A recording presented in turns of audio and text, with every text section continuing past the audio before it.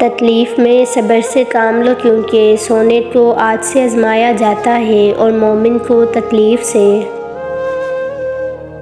کافر تو ترستا ہے تہواروں کو، اے مسلمان تو قسمت والا ہے جو ہر ہفتے عید مناتا ہے۔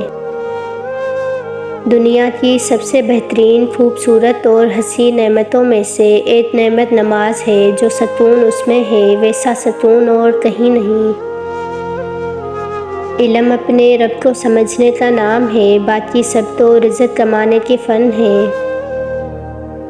اے اللہ، ہماری تمام آفتوں اور مصیبتوں سے حفاظت فرما اور ہمیں شکر گزار بندوں میں شامل فرما۔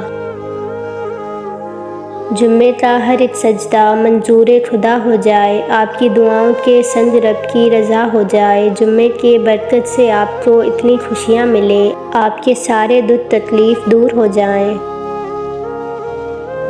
جب درد حد سے بڑھ جائے یا چھوٹی سے چھوٹی مشکل بڑھ جائے، آپ صرف اللہ کو پکاریں۔ اللہ کو آپ بتائیں کہ آپ کو کیسا لگتا ہے اور بتائیں کہ آپ کی کیا چاہت ہے، رات کے ہو یا کسی بھی پہر، کیونکہ اللہ ہمیشہ آپ کے ساتھ ہے۔ بس آپ ایک بار اسے رجوع کریں، باقی دل کی بات نیت سے وہ واقف ہے، وہ کبھی تنہا نہیں چھوڑتا۔ یا اللہ، ہمارے گناہوں کو معاف فرما اور آئندہ ان سے بچے رہنے کی توفیق عطا فرما۔ اگر روح بیمار ہو تو قرآن پاک سے بہتر کوئی دوا نہیں ہے۔ یا اللہ، اس مبارک دن کے صدقے ہم سب کے صغیرہ اور کبیرہ گناہوں کو معاف فرما۔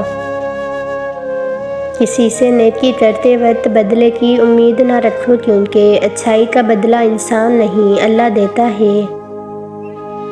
کوئی شک نہیں کہ زندگی تھک جانے والی چیز ہے، اور جب آپ تھک چکے ہوں تو اپنے پروردگار کو یاد رکھیں۔ بے شک دلوں کا چین اور سکون اللہ ہی کے ذکر میں ہے۔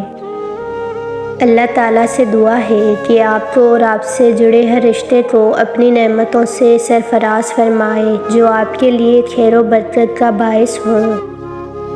سدا خوش رہیے، اللہ آپ کی ہر مشکل کو آسان فرمائے۔